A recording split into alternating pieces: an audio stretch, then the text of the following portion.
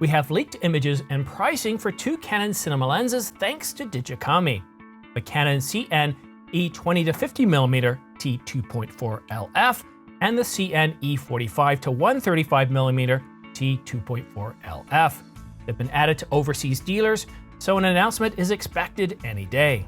Well, they look stunning, don't they? Absolutely gorgeous. And they're priced at $21,999, so $22,000, considerably more than your high-end RF lenses like this 50mm f1.2 that I'm shooting on right now. And I love it. It's an incredible lens. It's incredibly sharp from the center all the way out to the edges of the frame. And in terms of aberration, well, there really isn't any. It's a very good lens, but it costs around $2,300 plus taxes compared to $22,000, considerably more. So why is that? What is it about these cine lenses that attracts a higher price? Cinema lenses aren't really designed for your ordinary filmmaker or videographer. I'm currently using the RF 50mm f1.2, and it's not a cheap lens. It has incredible sharpness from the center to the edges, and aberration, well, there really isn't any. And it costs around $2,300. It's not cheap by any stretch of the imagination for lenses on stills hybrid cameras. But when it comes to cinema cameras, like even the C70 at the low end or the R5C, people using these cameras expect different capabilities. These people are working for, quite often, video production houses. They're producing videos for Netflix or Prime or working on theatrical productions, and having high quality, high grade lenses matters. So what is the difference between EF or RF lenses or any other lens that we use on a stills hybrid camera versus these cinema lenses, and why do they have a T number like a T2.4 versus an F1.4? Are they the same? Are they related? Are they related to exposure? A T-stop or transmission stop basically is a similar capability to that of an f-stop. It controls the light transmission or the light that's coming through to the sensor. But it's far more accurate for those people that are constantly changing out lenses in a particular scene, let alone several times during a day. Being able to accurately control the exposure is what matters, and that's what the transmission stop allows. It offers much greater control over exposure, and where time is money, where you might have tens of people, dozens of people on a set, all billing out at over $100 an hour, having fine-tuned control accuracy over things such as exposure really makes a huge difference.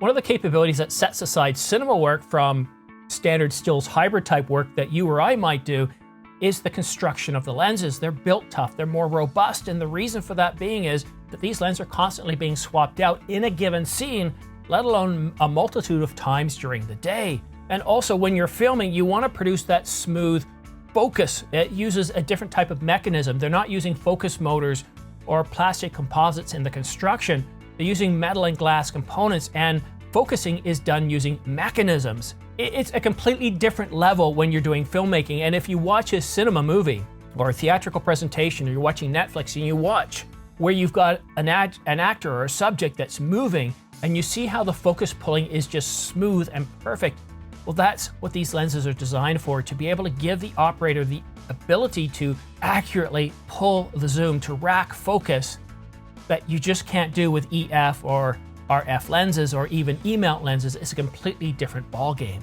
I can definitely appreciate these cinema lenses, and I wasn't going to cover this right away, but I got up early this morning. The sun is up. It's supposed to get up to about 17 degrees or 60 degrees Fahrenheit, and it's going to be one of those really, really warm days, and the sun just came blaring through the window early this morning, got me up early. I woke up at about 6:45 as though it was 9 o'clock in the morning, so I thought, well, let's go ahead and shoot this. Now, I don't know what time I'm going to rush it out the door for you guys, if I have enough time to edit it this morning, because I don't think this is going to be a very long video. I think it's going to be very short, maybe 3 to 5 minutes. So I should be able to edit that very quickly, then get it out the door. So who knows, it might be out there for 10 o'clock, it might be out there for lunchtime, or it could be after work.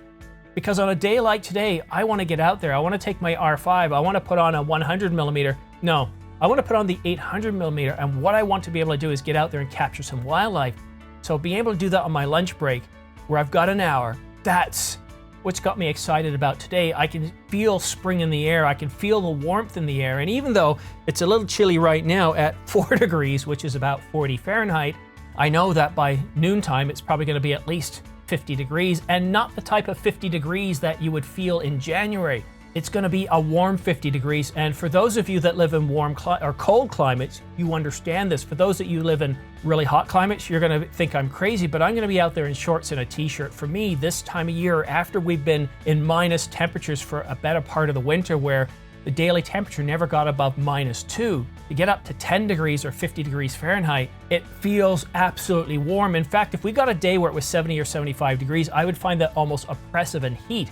It takes about a month or two of temperature changes before I get used to the new warmer temperatures. Could I edit this video during my lunch break? I could, but there's no way. I'd be completely distracted. I'd know I'd want to be outside.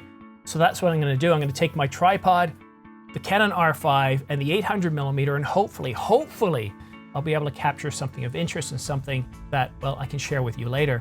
But I want to thank you very much for watching The Ordinary Filmmaker. And if you're still watching right now and you haven't subscribed, please go ahead and do so.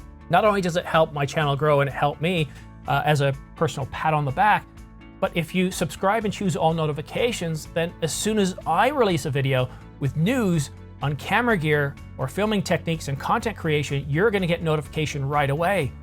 But that's it for now. Thank you so much for watching. Have yourself a great day.